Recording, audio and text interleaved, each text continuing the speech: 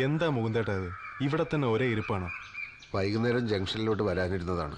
നാളെ മുതൽ ചായക്കട തുറക്കണം. 2-3 ദിവസമായിട്ട് മുകുന്ദന്റെ കാര്യം തന്നെ ഞങ്ങൾ ആലോചിച്ചത്. ചില്ലറ ഭാരമാണോ തലയിലെടുത്ത് വെച്ചത്? 20 ലക്ഷത്തിന്റെ ബാധ്യതയല്ലേ? എത്ര കാലം പരിപ്പോടെയും ചായയും വിറ്റാലാ 20 ലക്ഷത്തിന്റെ കടം വീട്ടാൻ പറ്റുക? അത് പ്രായോഗികമാണോ? എനിക്ക് വേറൊരു പണി അറിയില്ലല്ലോ. അല്ലേ പിന്നെ കിളക്കാനോ തെങ്ങ് കയറാനോ പോകണം. തെങ്ങ് കയറിയാൽ നല്ല തഴമ്പുണ്ടാവുന്നല്ലാതെ ഇത്രയും പണം എങ്ങനെ ഉണ്ടാക്കാനാ? എല്ലാ വശങ്ങളും ഞങ്ങൾ ആലോചിച്ചു മുകുന്ദ. ജില്ലാ കമ്മിറ്റിക്കും മുകുന്ദന്റെ കാര്യത്തിൽ ആശങ്കയുണ്ട്. മുകുന്ദന് കടം കയറി നിക്കക്കളി ഇല്ലാതായാൽ പാർട്ടിക്കല്ലേ അതിന് ക്ഷീണം. അതുകൊണ്ട് എല്ലാവരും ചേർന്ന് ഒരു തീരുമാനത്തിലെത്തിയിരിക്കുക. എന്ത് തീരുമാനം?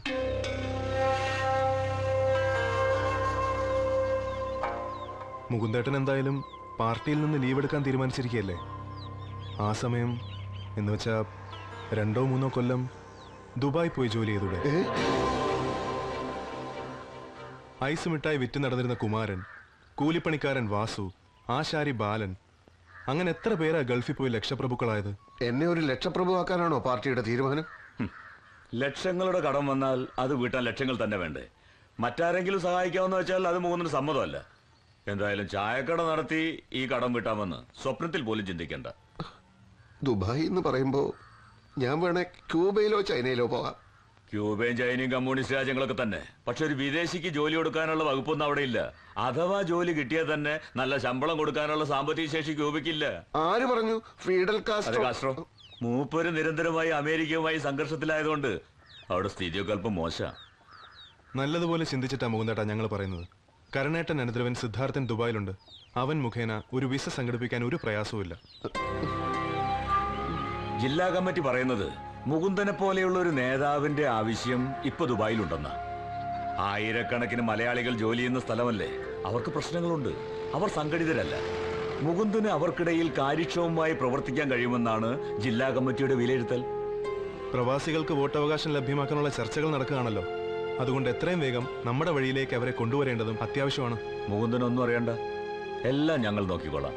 ദുബായിക്ക് പോകാൻ മാനസികമായി തയ്യാറെടുക്കുക. അത്രേ മുകുന്ദൻ ചെയ്യേണ്ടതുള്ളൂ.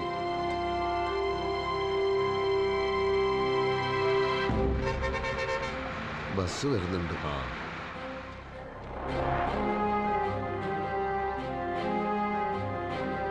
വിഷമിക്കണ്ട, ഇതൊരു സ്ഥലം മാറ്റായിട്ട് കരുതിയാൽ മതി. മാറാത്തതൊന്നേ ഉള്ളൂ മാറ്റം എന്ന് മാർസ് പറഞ്ഞിട്ടുണ്ടല്ലോ.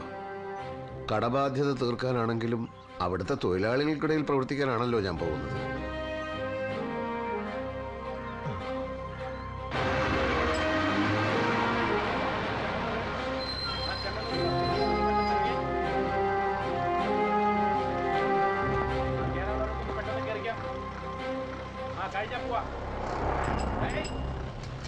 ലാൽ സലാം.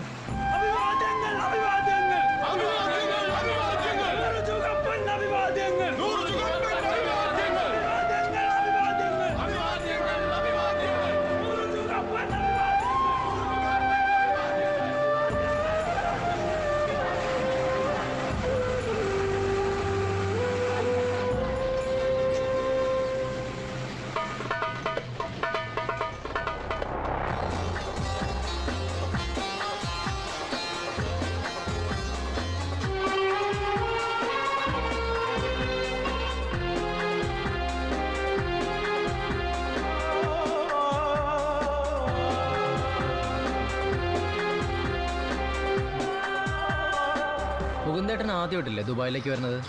അതെ, സിദ്ധാർത്ഥൻ ഇവിടെ ഉണ്ടല്ലോ എന്നുള്ളതായിരുന്നു ആകെയുള്ളൊരു ധൈര്യം.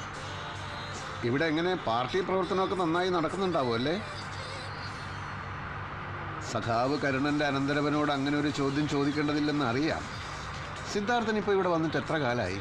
4-5 കൊല്ലായി. പാർട്ടി പ്രവർത്തനം എന്ന് പറഞ്ഞാൽ മുകുന്ദേട്ടൻ എന്താ ഉദ്ദേശിക്കുന്നത്?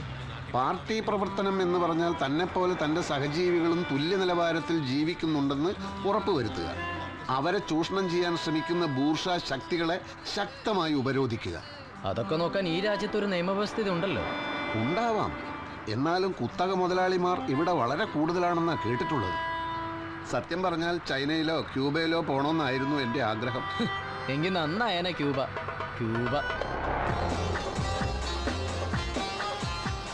എൻ്റെ മുകുന്ദേട്ടാ, ഈ ടണല് കണ്ടോ?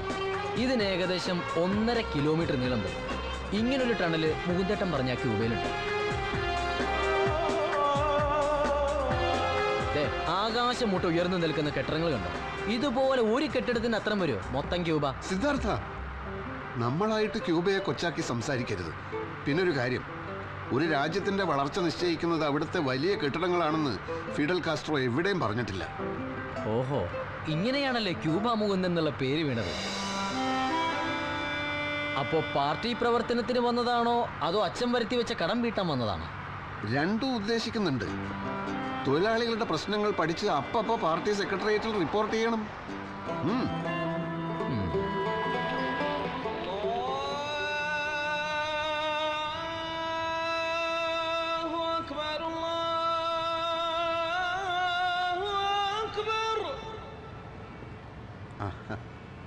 മുകുന്ദേട്ടനെ പിടിക്കാത്ത പല കാര്യങ്ങൾ ഇവിടെ കണ്ടേക്കാം. എന്ന് വെച്ച് സമരം ചെയ്ത് ഇവിടത്തെ സർക്കാരിനെ വലച്ച് കളയരുത്. അതൊരിക്കലുമില്ല സിദ്ധാർത്ഥ. കേരളത്തിലെ പട്ടിണിക്കും തൊഴിലില്ലായ്മയ്ക്കും വലിയൊരളവിൽ പരിഹാരമായതും മലയാളികൾ ഇവിടെ വന്ന് ജോലി ചെയ്യാൻ തുടങ്ങിയപ്പോഴല്ലേ. അത് നമ്മൾ മറക്കാൻ പാടുണ്ടോ? ഓ, അതൊക്കെ അറിയാലേ. പിന്നെ പക്ഷെ തൊഴിലാളികൾ ചൂഷണം ചെയ്യപ്പെടുന്നുണ്ടോ, അവർക്ക് നീതി ലഭിക്കുന്നുണ്ടോ, അത് ഞാൻ അന്വേഷിക്കും. അല്ല, ഇതിനൊക്കെ ജോലിക്കിടയിൽ സമയം കിട്ടുമോ? ജോലി സമയം 8 മണിക്കൂറല്ലേ? അതെ. ഉറക്കം ഒരു 4 മണിക്കൂർ, പിന്നെയും കിടക്കില്ലേ 12 മണിക്കൂർ. അതിരിക്കട്ടെ, എന്തായിരിക്കും എന്റെ ജോലിയുടെ സ്വഭാവം? അതിപ്പോ പറയാൻ പറ്റില്ല. പക്ഷെ മര്യാദയ്ക്ക് ജോലി ചെയ്തില്ലെങ്കിൽ ജോലി ചെയ്യിക്കുന്നവരുടെ സ്വഭാവം ചിലപ്പോൾ മാറും.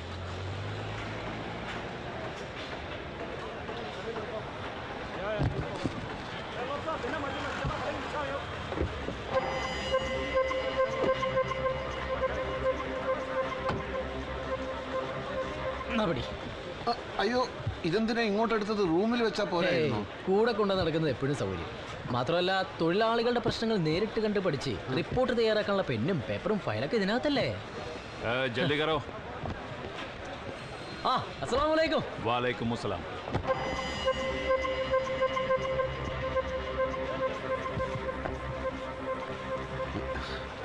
നിങ്ങള് മലയാളിയാ? അയാള് പാകിസ്ഥാനിയാ. ഇവിടെയാണ് മുകുന്ദേട്ടന് ജോലി. ഇവിടെയാ? അതെ, തൽക്കാലം ഇവിടെ.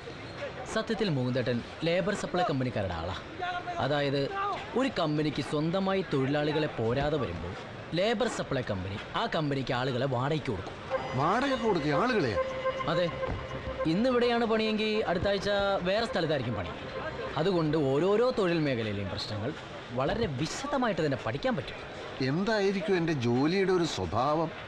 അത് ഉടനെ തന്നെ മനസ്സിലാവും. ഇത് അയാളുടെ കൂടെ അങ്ങോട്ട് പോയാൽ മതി. ഞാൻ അങ്ങോട്ട്. അല്ല, നീ അങ്ങനെ പോയാൽ എനിക്ക് റൂമിലേക്ക് തിരിച്ചു വരാനുള്ള വഴി അറിയില്ലല്ലോ. കമ്പനി താമസിക്കാനുള്ള സ്ഥലം തരും, അങ്ങോട്ട് എത്താനുള്ള ട്രാൻസ്പോർട്ടേഷൻ ഉണ്ടാവും, ഒക്കെ ഞാൻ ഏർപ്പാടാക്കിയിട്ടുണ്ട്. അത് കമ്പനിക്ക് ഒരു ബുദ്ധിമുട്ടാവില്ലേ? കമ്പനിക്ക് ഒരു ബുദ്ധിമുട്ടുണ്ടാവില്ല. വളരെ വിശാല മനസ്കതയുള്ള കമ്പനിയാണ്. ലാൽ സലാം. चल रहे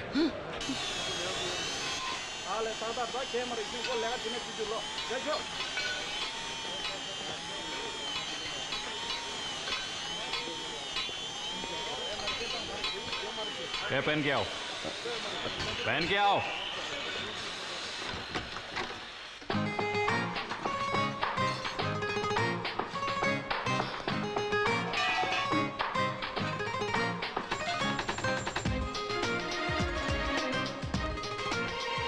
सामान सब उधर रख. अरे उधर रख. ബാഗ് അവിടെ വെക്കാനാ പറഞ്ഞത്. जाके काम करो. जाके काम करो. ये सब उठा के उसका सिर पर रखो. जी साहब.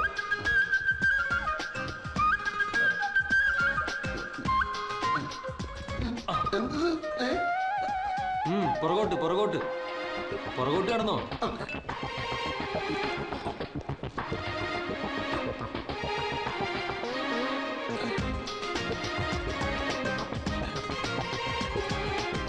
मलबारी इधर इधर ऊपर ले गया.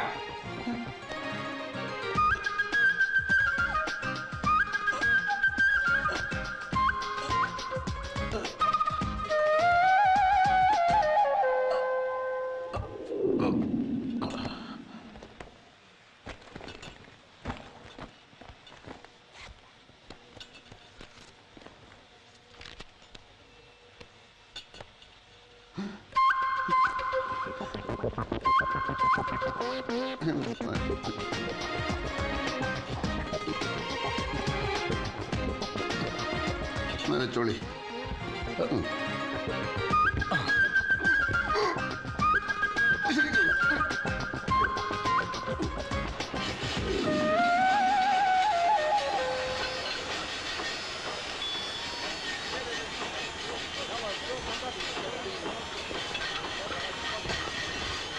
നിങ്ങൾ മലയാളിയാ?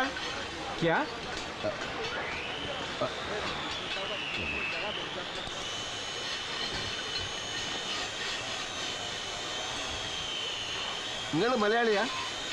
അതെ. എന്നതാ പ്രശ്നം? പേര്? അരവിന്ദൻ. നാട്ടിലെവിടെയാ സ്ഥലം? ചെങ്ങന്നൂര്. എന്നാത്തിനാ? എത്ര കാലമായി ഈ കമ്പനിയിൽ? 4-5 കൊല്ലമായി. തനിക്ക് എന്നാ വേണം? അല്ല, ഇവിടുത്തെ തൊഴിൽ സാഹചര്യങ്ങളിൽ താങ്കൾ തൃപ്തനാണോ?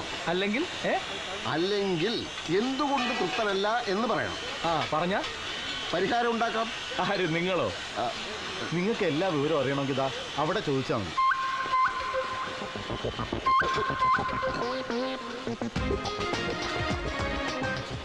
ये इसका सर पर रखो.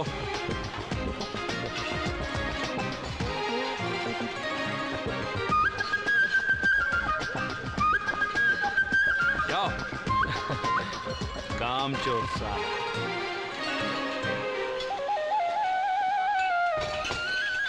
ഒന്ന് പിടിക്ക.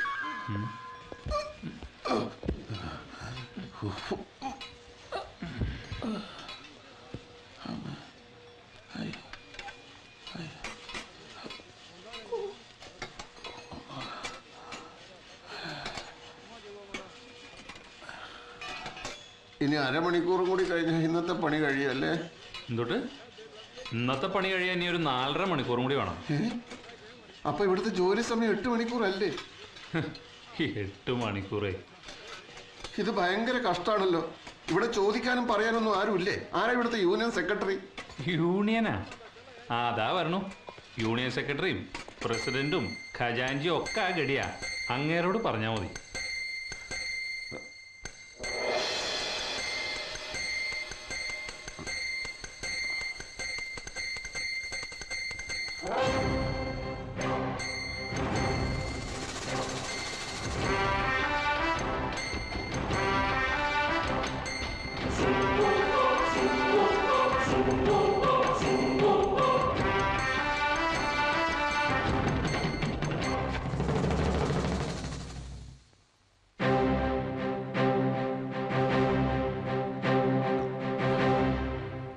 ടോയ്ലറ്റ് വേണം.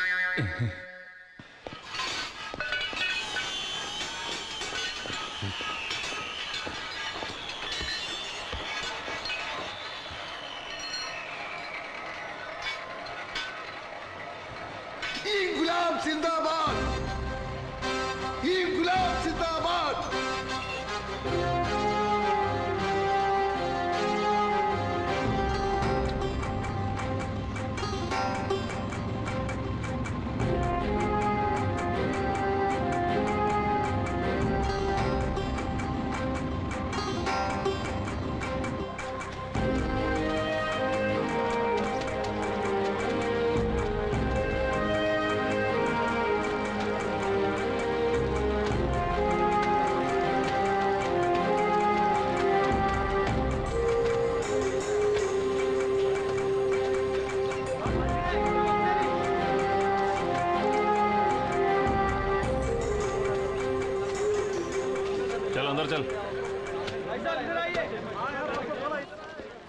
ഇതാണ് സൂപ്പർവൈസർ പറഞ്ഞ പുതിയ ആള്.